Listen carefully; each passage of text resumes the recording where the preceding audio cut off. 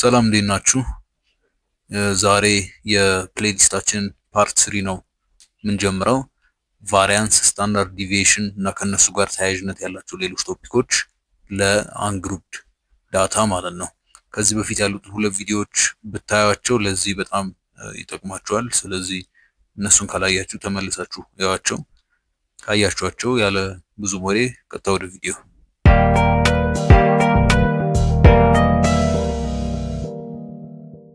እሺ ቫሪያንስ ምንድን ነው?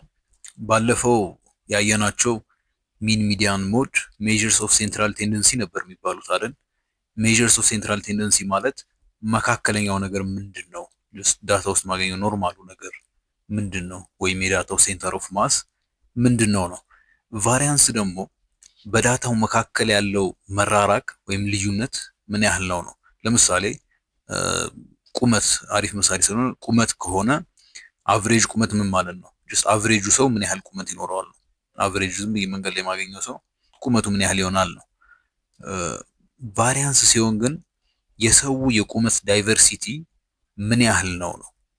ሰው ሁሉም ተቀራራቢ ቁመት ነው ያለው ወይስ በጣም የተለያየ አይነት ቁመት ነው ያለው? የተለያየ አይነት ቁመት ያላቸው ምን ያህል ሰዎች አሉ? ብዙ አጭር፣ ብዙ ረጅም፣ ብዙ መካከለኛ ሰው ካለ ቫሪያንሳችን ትልቅ ነው። ሁሉም ሰው ግን ወደ አቨሬጁ የሚጠጋ ከሆነ ቫሪያንሳችን ትንሽ ነው። ለዛ ነው ቫሪያንስ ሜዠር ኦፍ ዲስፐርሽን ይባላል። የመራራቅ ወይም የመበተን መጠኑን ነው የምንለካው በቫሪያንስ።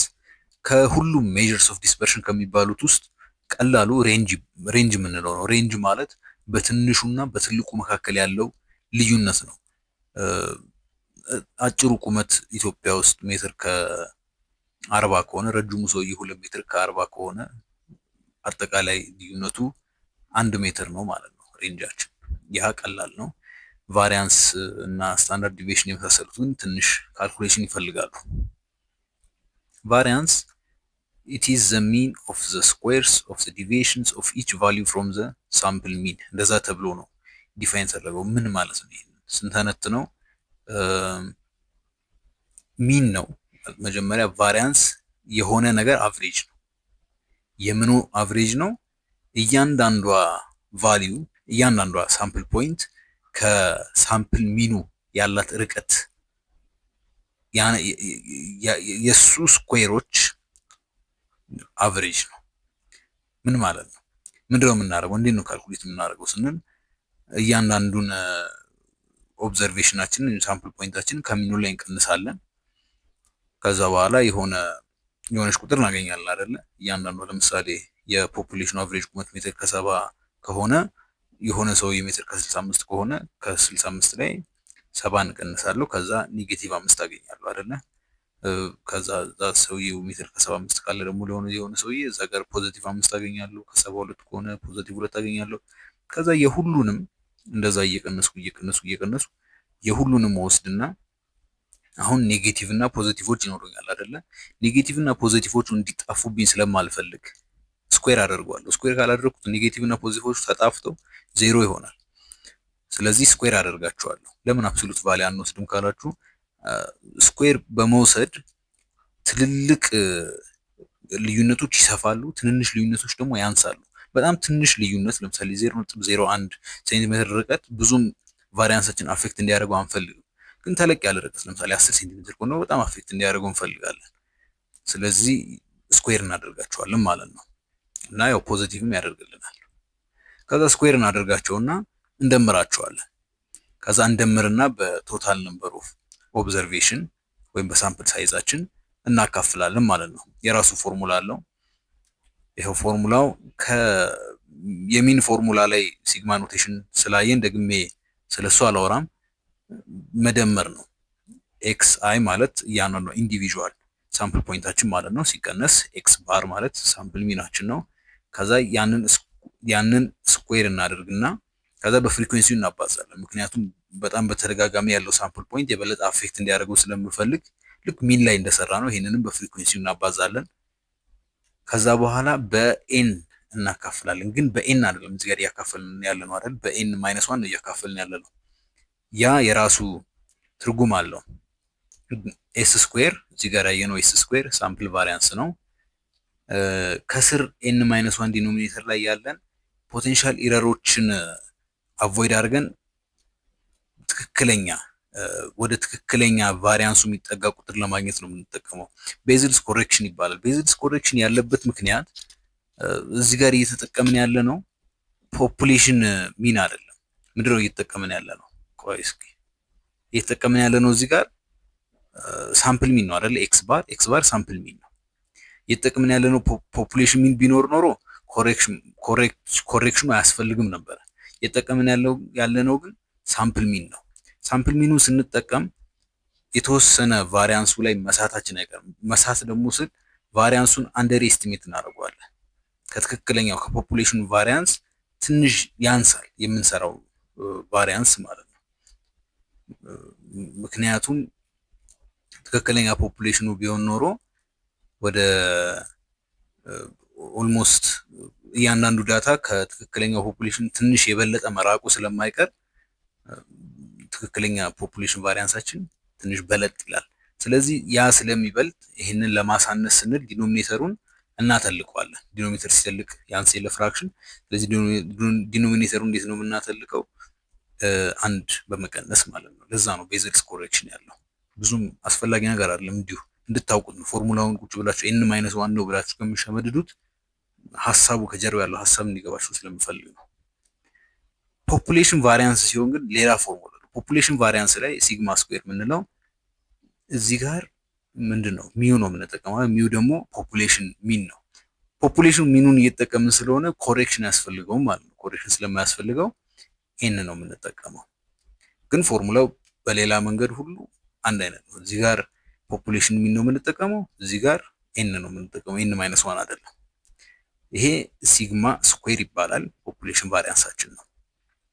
ምሳሌ ስናይበት የበለጠ ግልጽ ስለሚሆን ምሳሌ ነው። የባለፈው ቪዲዮ ላይ ፓርት 2 ላይ ሚን ሰርተን ነበራል። የአንድ ግሩፕ ዳታ 5.167 ነበር ያገኘ ነው። ስለዚህ ያችን 5.167 ፎርሙላችን ውስጥ መክተት ነው። ከዛ እያንዳንዷ ሳምፕል ፖይንቴ 1 2 3 4 ምንድናቸው? ቫልዩ ወይም ሳምፕል ፖይንቶች ናቸው አይደለ? ስለዚህ ከእያንዳንዷ ቫልዩ ላይ ሚኑን እቀንሳለሁ። 1 ሲቀነስ 5.167 ኔጌቲቭ 4.167 ይሆናል። 2 ሲቀነስ 5.167 ደግሞ ኔጌቲቭ 3.167 ይሆናል። 8 ሲቀነስ ኔጌቲቭ 8 ሲቀነስ 5.167 ደግሞ ስንት ይሆናል? 2.833 ይሆናል። 9 ሲቀነስ ደግሞ ያው 3.933 ይሆናል ማለት ነው። እያለ ይቀጥላል። ማለት በመሃል ያሉት ነጠብጣብ አድርጌ ስለተኳቸው እንጂ እነዚህ ሁሉ ይካተታሉ ፎርሙላው ላይ። ከዛ እያንዳንዱን በምን እናባዛለን? በፍሪኩዌንሲው እናባዛለን። 3 2 3 3 እዚህ ጋር የምታያቸው ለ3 ደግሞ ብንሰራ ነው በ4 እናባዛለን፣ ለ7 ብንሰራ በ5 እናባዛለን። እንደዛ እያልን ለሁሉም በየፍሪኩዌንሲያቸው እናባዛቸዋለን ማለት ነው። ከዛ እነሱን እናባዛና በኤን ማይነስ 1 ወይም በ29 እናካፍላለን። ይሄ ሳምፕል ስለሆነ ማለት ሳምፕል ስለሆነ በኤን ማይነስ 1 ነው እናካፍለው። ፖፑሌሽን ቢሆን በኤን ነበር እናካፍለው። ስለዚህ መጨረሻ መልሳችን 6.28 ነው የሚሆነው። እነዚህን እንዳለ ቀናንሰን ስኩዌር አድርገን በፍሪኩዌንሲያቸው አባስተን ደምረን በኤን ማይነስ 1 ስናካፍል 6.28 እናገኛለን። ወረቀት አውጥታችሁ ለራሳችሁ ብትሞክሩት በጣም ይጠቅማችኋል። ሌላም ኤግዛምፕል አንድ ቀን ሰርቼ ላሳያችሁ እችላለሁ። ቀጣይ ስታንዳርድ ዲቪዬሽን ነው የምናየው። ስታንዳርድ ዲቪዬሽን ምንድነው ጥቅሙ ካልን ቅድም ስኩዌር አድርገናቸዋል። እነዚህን እንዳለ እየቀነስን ስኩዌር ነው አይደል ያደረግናቸው። ግን እኛ ማወቅ የምንፈልገው ምን ያህል እንደሚራራቅ ነው፣ ዲስታንስ ነው የምንፈልገው። አሁን ይሄ ስኩዌር ሲደረግ ኤሪያ ነው። አሁን ለምሳሌ ሴንቲሜትር ከሆነ ቁመት ከሆነ ምን ያህል እንደሚራራቅ በሴንቲሜትር ስኩዌር ነው የምናገኘው። ግን እኛ ዲስታንስ ነው ማወቅ የምንፈልገው። ስለዚህ ስኩዌር ሩት ውስጥ እንከተዋለን። ስለዚህ ኤስ ስኩዌር ሩት ውስጥ ሲከተት ኤስ ይሆናል። ኤስ ስታንዳርድ ዲቪዬሽናችን ነው። ሲግማ ስኩዌር ሩት ውስጥ ሲገባ ሲግማ ይሆናል። እሱም ስታንዳርድ ዲቪዬሽናችን ነው ማለት ነው። ይሄ ስሞል ሲግማ ነው። ያ ሰሜሽን ላይ የምንጠቀመው ደግሞ ይሄ ካፒታል ሲግማ ነው። ስሞቹ የምታውቋቸው ስለሚጠቅማችሁ ነው። ስለዚህ አንዳንድ ቦታዎች ላይ በተለያየ መንገድ ብንጠቀመው አንድ ሳምፕል ፖይንት ከሚኑ በምን ያህል ርቀት እንዳለ ለመግለጽ ይጠቅመናል ማለት ነው። የቅድሙ እንትናችን የ6.28 አደል ቫሪያንሳችን የዚህ የራሱ ዳታ ደግሞ ስታንዳርድ ዲቪዬሽኑ ምንድነው የሚሆነው? 2.51 ነው የሚሆነው የዚህ ስኩዌር ሩት ማለት ነው። 6.28 ስኩዌር ሩት ሲገባ 2.51 ነው የሚመጣው። ቀጣይ የምናየው ኮኤፊሽንት ኦፍ ቫሪዬሽን እና ዜድ ስኮር ነው። ዜድ ስኮር እና ኮኤፊሽንት ኦፍ ቫሪዬሽን ጥቅማቸው ምን መሰላችሁ? ስታንዳርዳይዝ ማድረግ የሚባል ነገር አለ። ማለት ዩኒት የሚባለው ነገር አለ። ዩኒት የሚባለውን ነገር ማውጣት እንፈልጋለን አንዳንዴ ለተወሰኑ ለምሳሌ ከኪሎ ሜትር ላይ መሳት እና ከሴንቲሜትር ላይ መሳት ይለያያል አይደለ? ከሴንቲሜትር ላይ ስትስቱ በጣም ብዙ ነው። ከኪሎ ሜትር ላይ ትንሽ፣ ሴንቲሜትር ብትስቱ ደግሞ ትንሽ ነው። ስለዚህ ስታንዳርድ ዩኒት ሳይኖረው ዝም ብሎ በፐርሰንት መግለጽ እንፈልጋለን። አንዳንዴ በሬሽዮ ምናምን መግለጽ እንፈልጋለን። ስለዚህ አክቹዋል ምክንያቱም ግን እዚህ ጋር ነው። The significance of the variance in standard deviation of a sample set depends on the numbers in the sample set። ለምሳሌ 10 ሴንቲሜትር ቫሪያንስ 10 ሴንቲሜትር መራራቅ ማለት ነው። ክሮስ ካንትሪ መንገዶች ላይ ቢሆን ትንሽ ነው አይደለ? ክሮስ ካንትሪ መንገድ 1000 ኪሎ ሜትር ሊሆን ይችላል አይደለ? በጣም ትልቅ ነው ክሮስ ካንትሪ መንገድ ማለት። ከክሮስ ካንትሪ 10 ክሮስ ካንትሪ መንገዶች ለክቼ ቫሪያንሴ 10 ሴንቲሜትር ነው ማለት መንገዶች ኦልሞስት እኩል ናቸው ማለት ነው። ግን ደግሞ ያን ራሱ 10 ሴንቲሜትር ወስጄ 10 ሴንቲሜትር ቫሪያንስ ለስልኮች እየለካው ወይ የሰው ቁመት ራሱ እየለካው ቢሆን የ15 ስልኮች አምጥቼ የ15 ስልኮቹ ቁመታቸውን ለክቼ ቫሪያንስ 10 ሴንቲሜትር አገኘው ማለት በጣም ይለያያሉ ማለት ነው ስልኮቹ። ምክንያቱም 10 ሴንቲሜትር ለስልክ ብዙ ነው፣ ለሀገር አቋራጭ መንገድ ግን በጣም በጣም ትንሽ ነው። ስለዚህ ስታንዳርዳይዜሽን ሜዥር በመጠቀም ሬሾ አውጥተን የተሻውን 10 ሴንቲሜትር ነው ቫሪያንሱ ብቻ ብል ትልቅም ትንሽም ይሁን ስለማታውቁ ያንን ስታንዳርዳይዝ እናደርጋለን ማለት ነው። የምናደርግበት መንገድ ስታንዳርድ ዲቪዬሽኑን በሚኑ እናካፍላለን። አሁን የነዛ የክሮስ ካንትሪ መንገዶቹ ሚን ስንት ነው የሚሆነው? 20 ስንት ኪሎ እዚህ ጋር ስንት ነው የሚለው 20 ሚሊዮን ሴንቲሜትር አይደለ? 20 ሚሊዮን ሴንቲሜትር ቢሆን 10 ሴንቲሜትር ሲካፈል 20 ሚሊዮን ሴንቲሜትር አደርጋለሁ። አቨሬጁ 20 ሚሊዮን ሴንቲሜትር ቢሆን ማለት ነው። ከዛ በኋላ በጣም ትንጥዬ ቁጥር አገኛለሁ። ያቺ ትንጥዬ ቁጥር ከፈለኩ በመቶ አባዛታለሁ። ከዛ በኋላ ይሄን ያህል ፐርሰንት ነው ኮኤፊሽንት ኦፍ ቫሪዬሽን ብዬ አስቀምጣለሁ ማለት ነው። ስታንዳርድ ይሆናል ያ። ዜድ ስኮር ደግሞ ሌላ አይነት ስታንዳርዳይዜሽን ሜዥር ነው። ዜድ ስኮር አንድ ሳምፕል ፖይንት ከሚኑ ምን ያህል ይርቃል የሚለውን ለማወቅ ነው የምንጠቀምበት።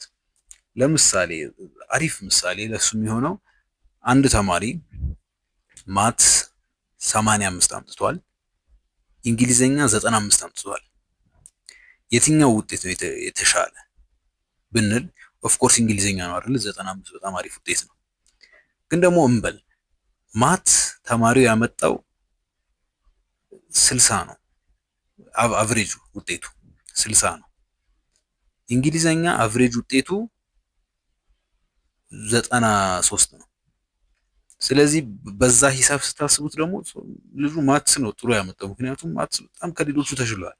እንግሊዘኛ ደግሞ ብዙም አልቻለም። ስለዚህ ከሚኑ ያላችሁ ርቀት ማተር ያደርጋል። ምን ያህል ድንቅ ነው የሚለው ምን ያህል የሚያስደንቅ ውጤት ነው የሚለውን ከሚኑ ያለው ርቀት ይነግረናል። ግን ደግሞ እንበል ማትስ ላይ ከአቨሬጁ በስንት ነው ራቅ ያለው? በ25 ነው አይደል የሚርቀው።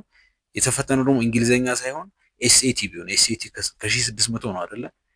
ከ1600 ከክላሱ በ50 ውጤት ቢበልጥ ከአቨሬጁ በ50 ውጤት ቢበልጥ ትልቅ ሊመስላችሁ ይችላል። ከማቱ በጣም የሚተልቅ ነገር ሊመስላችሁ ይችላል። ግን ከ1650 ማለት ትንሽ ነው።